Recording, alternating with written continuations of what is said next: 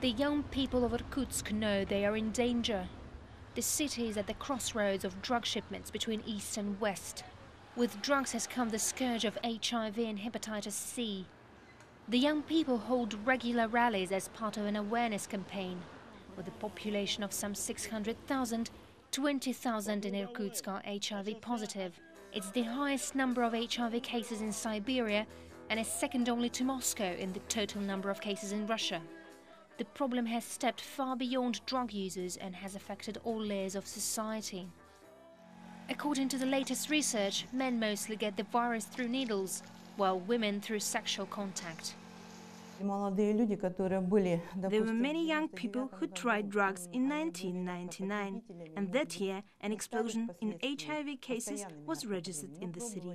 Many of those 14 or 15-year-olds didn't become drug addicts. They've grown up, and today they have sexual contacts or get married and suddenly find out they're HIV positive.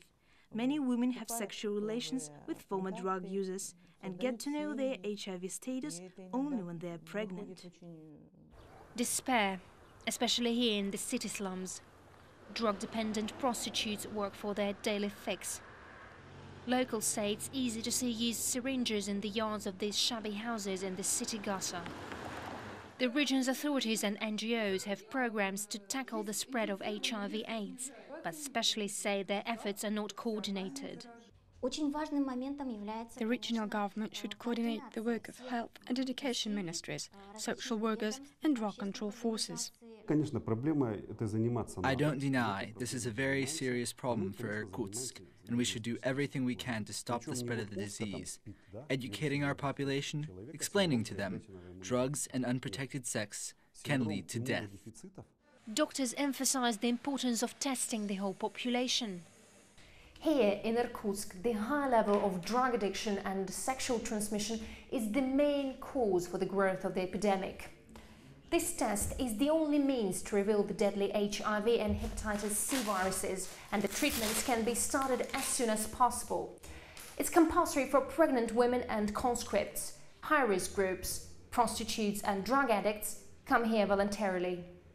Some of them are scared to show up because of stigma, and many simply don't know that treatments are available. Roman is a former drug addict. He says he would never reveal his HIV status if he didn't work for anti-AIDS and Red Cross organizations. There are a few people here who know about the treatments. Those who know don't want to receive them for different reasons.